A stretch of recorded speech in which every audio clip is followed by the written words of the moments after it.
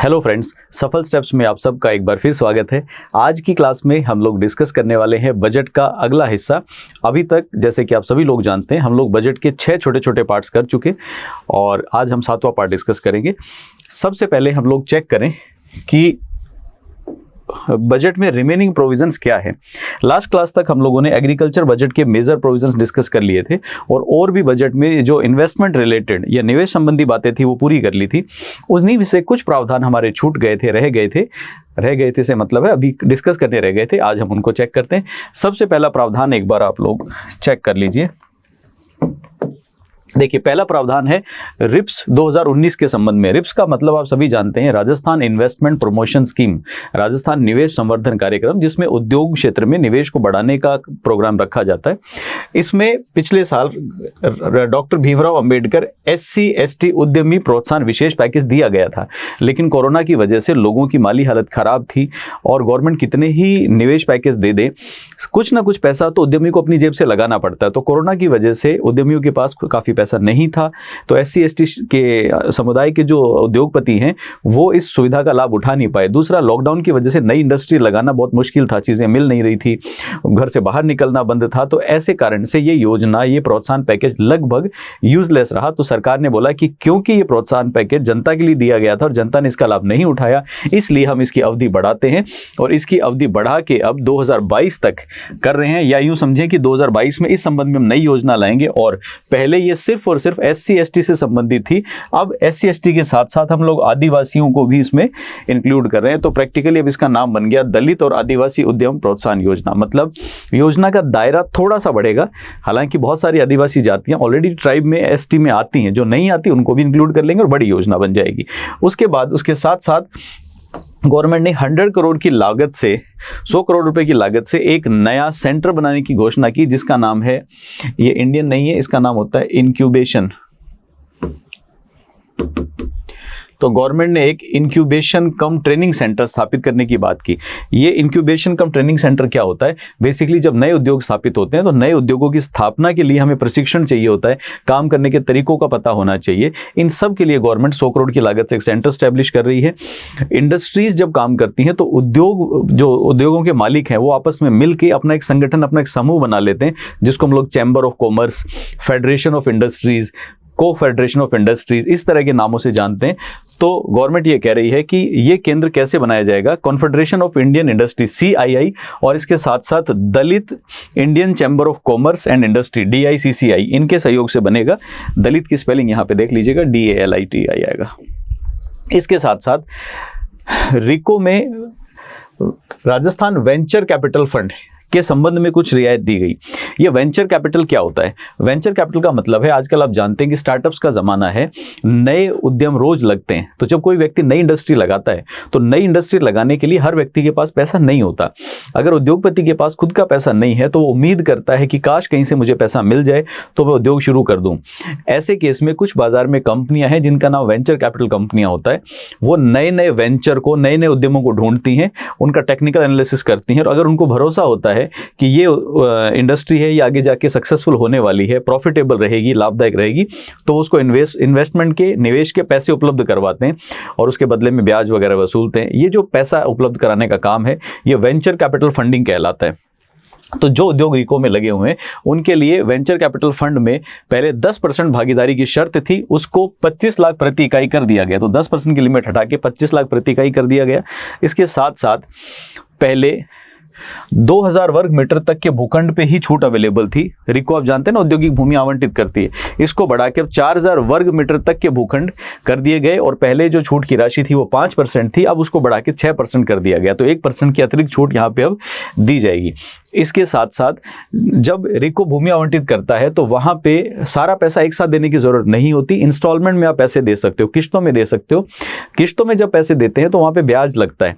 तो सरकार ने अब की बार प्रावधान किया है कि अगर आप किश्तों किश्तों में प्लॉट लेते हो तो जो ब्याज का पैसा है वो आपका माफ़ कर दिया जाएगा, बिना ब्याज के आपकी किश्त बना दी जाएंगी। इसके साथ साथ भू रूपांतरण शुल्क में 75% की छूट।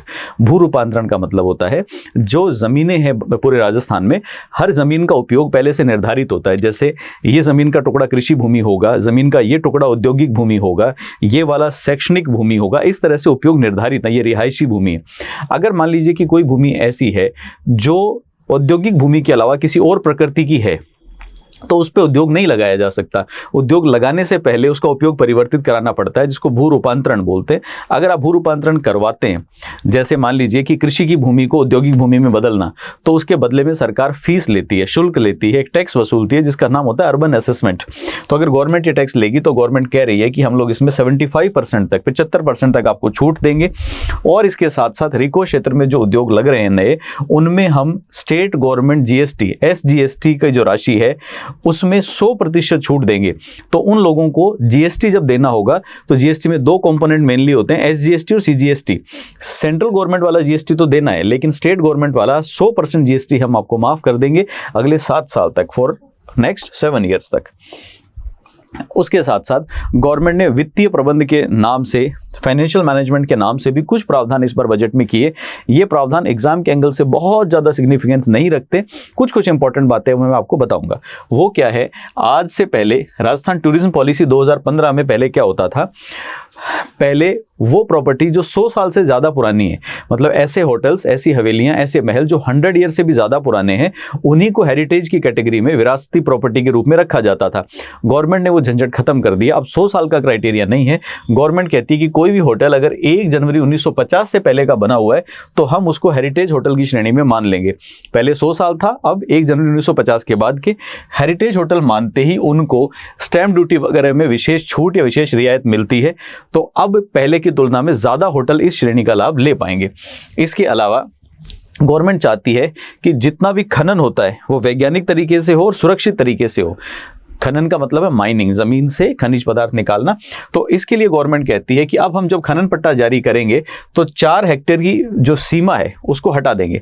इसका मतलब है कि पहले क्या होता था कि जब खनन के लिए पट्टा लेने जाते हैं तो सरकार 4 हेक्टेयर जमीन में खनन की परमिशन देती थी, उससे ज़्यादा की नहीं देती थी, जिसकी वजह से खनन का लाइसेंस लेने वाला, पट्टा लेने वाला व्यक्ति वैज्ञानिक मशीनें, वैज्ञानिक उपकरण नहीं ला पाता था, क्योंकि छोटी भूमि में अगर ज़्यादा निवेश करेगा तो कमा नहीं पाएगा। इसलिए गवर्नमेंट ने वो सीमा हटा दी। अब 4 हेक्टेयर नहीं, गवर्नमेंट 40 हेक्टेयर जमीन भी वहां पे आवंटित कर सकती है। बड़ी भूमि होगी तो उसमें बड़े निवेश किए जा सकेंगे। इसके साथ साथ प्रदूषण नियंत्रण के लिए देश में सीएनजी चल रही है पहले से। तो बहुत सारे शहरों में, दिल्ली में, कई जगह पे सीएनजी से वाहन चलते हैं। पेट्रोल डीजल की खपत ना के बराबर या कम होती है। राजस्थान में भी हम सीएनजी को बढ़ावा देना चाहते हैं। उसका कारण है CNG comparatively less polluting gas है, कम प्रदूषण फैलाने वाला एक फ्यूल है। अब सीएनजी लगे हुए नए वाहन अगर कोई भी खरीदता है तो उसको गवर्नमेंट छूट देती है। इससे क्या होगा, सीएनजी वाले वाहन लोग ज़्यादा खरीदेंगे। कैसी छूट देती है, वाहन खरीदने पे एक वाहन शुल्क लगता है, वाहन कर लगता है, ठीक है, व्हीकल टैक्स लगता है। गवर्नमेंट उसमें 50% की छूट देती है। तो अगर कोई भी व्यक्ति पेट्रोल वाला व्हीकल खरीदेगा, डीजल वाला खरीदेगा, तो पूरा वाहन टैक्स देना है। मान लो 50,000 है तो पूरा देना है। अगर वही आप सीएनजी वाला खरीदोगे तो 50,000 में से 50% की गवर्नमेंट छूट दे देगी, आपका 25,000 का फायदा होगा। ये छूट हमेशा मिलती थी सिर्फ तब जब आप सीएनजी लगी हुई कार खरीदो। लेकिन अब सरकार ने एक चीज़ सोची कि राजस्थान में बहुत सारे व्हीकल ऐसे हैं जो पुराने हैं, नई नहीं खरीदने आपने, पुराने हैं, और वो पुराने वाले सब डीजल पेट्रोल पे चल रहे हैं, क्योंकि राजस्थान में सीएनजी नहीं था। अभी सीएनजी अचानक से पॉपुलर हो रहा है, तो क्यों ना हम ऐसा ऑप्शन ले आएं कि लोग पुराने वाहनों में भी जो डीजल पेट्रोल से चला रहे हैं उनमें भी सीएनजी किट लगवाएं और सीएनजी किट लगा के चलाएं। सीएनजी किट लगाने में कोई छूट थी नहीं, तो सरकार ने छूट दे दी कि नए वाहन के साथ साथ अगर आप पुराने वाहन में सीएनजी किट का रेट्रोफिटमेंट कराएंगे, रेट्रोफिटमेंट का मतलब है पुराने वाहन में सीएनजी लगाएंगे, तो भी आपको ये टैक्स की छूट का लाभ हम लोग दे देंगे। तो चलिए, एक और इंपॉर्टेंट बात हो गई। अगली चीज है आरसी सरेंडर। आरसी सरेंडर का मतलब है किसी व्हीकल की लाइफ कंप्लीट हो जाती है या किसी व्हीकल का लाइसेंस रद्द हो जाता है, उसकी एक्सपायरी पीरियड आ जाती है, तो 90 दिन का समय होता है। 90 दिन के अंदर आपको आरसी सरेंडर कर देनी होती है। RC stands for registration certificate. और ये आरसी जब आप पेट्रोल गाड़ी को डीजल गाड़ी में, पेट्रोल गाड़ी को सीएनजी गाड़ी में कन्वर्ट कराते हो, वहां भी ये लागू होता है। तो 90 डेज का समय था, गवर्नमेंट इस पीरियड को बढ़ा के 180 डेज, 180 दिन या दुगना समय गवर्नमेंट कर रही है। इसके साथ साथ छोटे करदाताओं को बहुत सारी असुविधाएं या परेशानी होती है। कैसे? कानून में, कर के कानूनों में बहुत सारी फॉर्मेलिटीज़ निभानी होती हैं। जब हमें बहुत सारी फॉर्मेलिटी निभानी होती हैं तो बड़ा व्यापारी पैसे वाला होता है, उसके पास स्टाफ होता है, वो सारे काम कर लेता है। छोटे व्यापारियों को दिक्कत का सामना करना पड़ता है क्योंकि आर्थिक रूप से भी सक्षम नहीं होते, उनके पास में स्टाफ भी ज़्यादा नहीं होता। जीएसटी में एक समस्या है जिसका नाम है ई वे बिल। ई वे बिल, ये ई वे बिल की प्रॉब्लम क्या है? जीएसटी में जब भी कोई व्यापारी एक स्थान से दूसरे स्थान पर सामान लेके जा रहा है और उस सामान के ऊपर अगर जीएसटी लागू है, मतलब टैक्सेबल सामान एक जगह से दूसरी जगह ले जा रहा है, तो जिस समय वो रास्ते में सामान लेके जाएगा उस समय उसको साथ में एक कागज लेके जाना पड़ता है जिसका नाम है ई वे बिल। ई का मतलब इलेक्ट्रॉनिक होता है, इलेक्ट्रॉनिक वे बिल का मतलब वो कागज जो एक स्थान से दूसरे स्थान पर व्यापारिक वस्तुएं, माल, सामान ले जाने के लिए साथ में रखना होता है। ये कब लागू होता था? जब जिस सामान को आप एक जगह से दूसरी जगह ले जा रहे हो उसका मूल्य 50,000 रुपये है कम से कम। अब गवर्नमेंट ने इसको बदल दिया और गवर्नमेंट कहती है कि 50,000 की सीमा को बढ़ा के हम लोग 1 लाख रुपए करते हैं। मतलब अब अगर 1 लाख रुपए तक का सामान एक जगह से दूसरी जगह ले जाएंगे तो आपको ई वे बिल की जरूरत नहीं है। ई वे बिल को थोड़ा और मैं डिटेल में बताऊं तो होता क्या है, व्यापारी लोग वाहन से सामान जब एक जगह से दूसरी जगह ले जाते हैं तो उसमें टैक्स चोरी की गुंजाइश रहती है कि आप सामान अपने गोडाउन से निकाला, दूसरे व्यापारी को दे दिया, उसमें कर चुरा लिया, उसमें टैक्स की चोरी ना हो इसके लिए जिस समय गाड़ी में डाल के सामान ले जाते हो, ट्रक में डाल के सामान ले जाते हो, तो ट्रक ड्राइवर को साथ में एक सबूत लेके जाना पड़ता है कि ये ऐसा माल है जिस पर टैक्स का पेमेंट प्रॉपर हो रहा है। और वो सबूत कहाँ से जारी होता है? जीएसटी की वेबसाइट पर जाके वहां से एक ई वे बिल व्यापारी जारी करता है, वो ट्रक ड्राइवर को थमाता है। 50,000 से ज्यादा का सामान ले जाने पे वो बिल जरूरी था, 50 से कम का बिना उस बिल के ले जाया जा सकता है। गवर्नमेंट ने लिमिट 1 लाख कर दी। इसका मतलब अब 1 लाख रुपए से नीचे की मूल्य का सामान बिना ई वे बिल के जा सकेगा। तो इसका मतलब व्यापारियों को अब तुलनात्मक रूप से सुविधा ज्यादा होगी, फॉर्मेलिटी कम करनी पड़ेगी। इसके साथ साथ बाकी करदाताओं को कुछ वस्तुओं को छोड़ के, ये तो जनरल रूल हो गया 1 लाख का, अब कुछ एक वस्तुओं पे तो ये नियम लागू होगा। बाकी सब वस्तुओं पे अगर शहर के अंदर अंदर सामान इधर से उधर करते हो तो 2 लाख रुपए तक के सामान के लिए भी ई वे बिल की जरूरत नहीं है। मतलब जयपुर से बीकानेर सामान ले जाएंगे तो 1 लाख रुपए की लिमिट, जयपुर का जयपुर में तो 2 लाख रुपए की लिमिट। उसके साथ साथ ऑनलाइन स्किल बेस्ड गेम्स या फैंटेसी गेम्स, ये क्या है? ऑनलाइन कुछ गेम्स ऐसी हैं जो स्किल आधारित हैं। स्किल का मतलब होता है आपके अंदर टैलेंट है, उस पर आधारित हैं। कुछ गेम फैंटेसी गेम्स हैं। फैंटेसी का मतलब है आपको कुछ कुछ सोचने को, इमेजिन करने को मजबूर कर देते हैं, उस पर आधारित है। आप सबने नाम सुना होगा, थोड़े टाइम पहले आई थी जिसका नाम था blue whale game. Blue whale नाम से गेम आई थी, बच्चों ने हाथ काट लिए थे, कोई छत से सुसाइड कर रहा था, पता नहीं क्या क्या। ठीक ऐसे ये पबजी जो भी चीज़ें, ये सब गेम्स हैं। सरकार कहती है कि इन गेम्स को नियंत्रित करने के लिए हम लोग एक नया कानून लाएंगे। तो ये कानून लाएंगे, फिलहाल आया नहीं है। जब तक आता नहीं है तब तक इसकी कोई बहुत ज़्यादा इंपॉर्टेंस बनती नहीं है। उसके आगे हम लोग देखते हैं, इसके आगे गवर्नमेंट ये कहती है कि हम लोग शराब को बंद तो नहीं कर रहे, लेकिन हम चाहते हैं कि शराब का कंजम्पशन कम हो जाए। शराब का कंजम्पशन कम क्यों हो जाए? सरकार कहती है इसके पीछे बहुत सारे कारण हैं। नैतिक कारण है, धार्मिक कारण है और स्वास्थ्य के भी कारण है। तो नैतिकता के नाते स्वास्थ्य कम पीनी चाहिए, नैतिकता के नाते शराब कम पीनी चाहिए, स्वास्थ्य खराब ना हो इसलिए शराब कम पीनी चाहिए, और इसके साथ साथ धार्मिक कारणों से भी शराब का सेवन कम करना चाहिए, ऐसा सरकार मानती है। लेकिन सरकार सब मानते हुए भी टैक्स कमाने के चक्कर में जी भर के दारू बेचती है। एनीवे, तो गवर्नमेंट कहती है कि शराब का कंजम्पशन कम हो, इसके लिए हम लोग पिछले साल एक योजना लाए थे जिसका नाम था श्री गुरु शरण छाबड़ा जन जागरूकता अभियान। कोई भी अभियान अगर सरकार को चलाना हो, जागरूकता फैलानी हो, तो उसके लिए खर्चा आता है। तो इसमें पहले प्रावधान था कि इसके अंदर 5 करोड़ रुपए का खर्चा किया जाएगा। तो गवर्नमेंट कहती है कि नहीं, अब हम 5 करोड़ का नहीं, इस प्रावधान को डबल करते हैं, 10 करोड़ तक का खर्चा हम लोग जागरूकता फैलाने में कर देंगे। इसके साथ साथ एक सामान्य सी बात है कि वाणिज्य कर मुख्यालय जो हमारा जयपुर में स्थित है, बेसिकली जयपुर में स्थित वाणिज्य कर मुख्यालय पे हम लोग एक tax facilitation centre, tax facilitation centre का मतलब है कर सुविधा केंद्र स्थापित करेंगे, जिससे छोटे करदाताओं को आराम से सुविधाएं मिलेंगी और उनको दिक्कतों का सामना कम करना पड़ेगा। इसके साथ साथ राजस्थान में जो कॉमर्शियल टैक्स है, वाणिज्यिक टैक्स है, वहां पे काम करने वाले लोग दो प्रकार के होते हैं, एक तो वाणिज्यिक कर वाले अधिकारी होते हैं और एक होते हैं अधीनस्थ सेवा वाले। अधिकारी सारे के सारे, टैक्स ऑफिसर सारे के सारे, ये आरएस वगैरह ये इनसे रिक्रूट होके आते हैं। अधीनस्थ सेवा के एग्जाम अलग से होते हैं। तो जो अधीनस्थ सेवा वाले हैं उनके पदों का पुनर्गठन करेंगे हम दोबारा। इसका मतलब जैसे उनका पद नाम बदल देना, पद नाम बदलने के अलावा उनके प्रमोशन वगैरह के रूल्स में मॉडिफिकेशन कर देना, वो करेंगे। एग्जाम के एंगल से कोई बहुत ज्यादा महत्वपूर्ण पॉइंट नहीं है, टोटली इग्नोर कर सकते हैं आप इस पॉइंट को। इसके साथ साथ गवर्नमेंट ये कहती है, ये अगेन एक आश्वासन टाइप का है कि जितने भी हमारे आबकारी थाने हैं नशे संबंधी, तो ये आबकारी थाने, इनके अंदर 400 से ज्यादा सिपाहियों के पद खाली पड़े, उनको हम भरेंगे। अगेन एग्जाम के एंगल से कोई इंपॉर्टेंट बात नहीं है। उसके साथ साथ अगर हम लोग चलें तो सरकार कहती है कि हमारी जो स्टेट ब्रेवरेज लिमिटेड है या गंगापुर शुगर मिल्स है, इनको थोड़ा रिपेयर मेंटेन करेंगे, ठीक करेंगे। उसके लिए हम लोग 25 करोड़ रुपए खर्च करने को तैयार हैं। 25 करोड़ खर्च करने का प्रस्ताव है। एग्जाम के एंगल से इसमें कोई भी पॉइंट रेलेवेंट नहीं है। इसके साथ साथ ये एक इंपॉर्टेंट बात है, जयपुर में आरटीओ बना हुआ है और जयपुर में क्या है, बड़ा शहर है, आबादी बहुत है, बाहर से बहुत लोग आ गए हैं। तो जयपुर में इस ज़्यादा आबादी के कारण आरटीओ पे दबाव ज़्यादा रहता है। ज़्यादा दबाव की वजह से जयपुर में ऑलरेडी 2 आरटीओ बना दिए गए, 2 नहीं रादर 3 बना दिए गए। झालाना में एक मुख्य आरटीओ है, इसके अलावा एक आरटीओ बनाया गया है जगतपुरा में जयपुर में, एक आरटीओ बनाया गया है विद्याधर नगर में। तो सरकार कहती है कि अभी भी दबाव ज़्यादा है, इसलिए हम एक अतिरिक्त आरटीओ और बनाने की बात कर रहे हैं। तो जयपुर में एक अतिरिक्त क्षेत्रीय परिवहन कार्यालय, अलग से आरटीओ नया बना दिया जाएगा।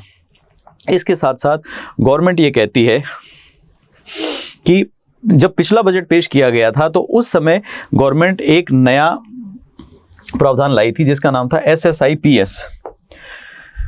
SSIPS का पूरा नाम है social security investment promotion scheme.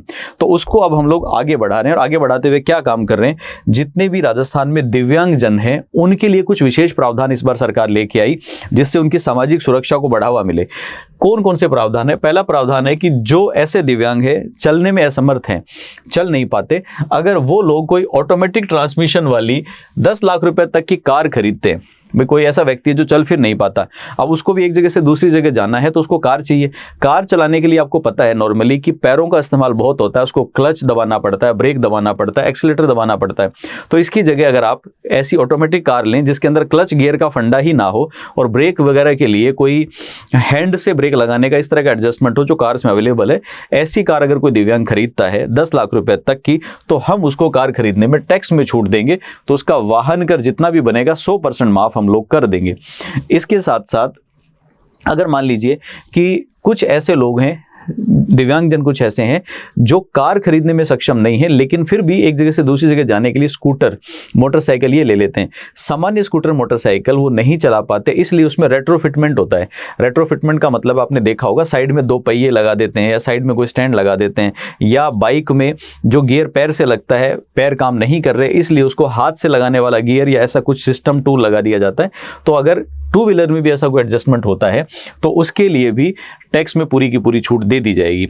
इसके साथ साथ ऐसे मकान जो 100 वर्ग गज के हैं, 100 गज तो आप समझते हैं ना, 100 गज छोटा सा एरिया होता है, लगभग 900 स्क्वायर फीट।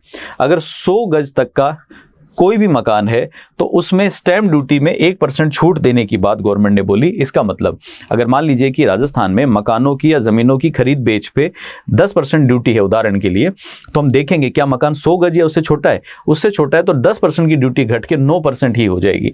तो ये एक शानदार चीज़ है, एग्जाम के एंगल से बहुत ज़्यादा रेलेवेंस नहीं रखती, लेकिन हाँ जो लोग मकान वगैरह खरीदने वाले हैं उनके लिए एक रेलेवेंट पॉइंट।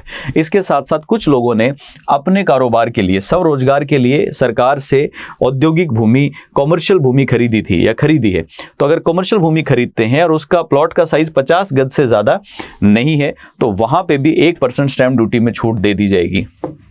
इसके साथ हम देखते हैं आगे, शैक्षणिक परियोजनाओं के लिए विद्यार्थियों द्वारा बैंक और वित्तीय संस्थानों से लिए जाने वाले ऋण के दस्तावेजों पे भी छूट मिलेगी। इसका मतलब है कोई भी अगर एजुकेशनल लोन लेता है तो जब हम लोन लेते हैं तो लोन लेते समय एक लोन एग्रीमेंट साइन होता है। लोन एग्रीमेंट साइन करने के लिए हमें स्टैम्प पेपर खरीदना पड़ता है जिसपे स्टैम्प ड्यूटी का खर्चा होता है। तो सरकार कहती है कि अगर कोई विद्यार्थी पढ़ने के लिए लोन ले रहा है और उसके ऊपर उसको स्टैम्प ड्यूटी का खर्चा आ रहा है तो हम स्टैम्प ड्यूटी पूरी पूरी माफ करते हैं, नहीं लेंगे स्टैम्प ड्यूटी।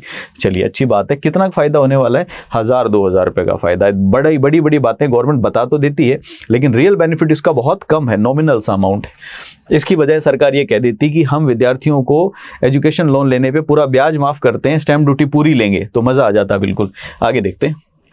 कृषि बजट के संबंध में बजट हमने पूरा पढ़ लिया था, एक इंपॉर्टेंट बात थी उसको हम लोग देख लेते हैं।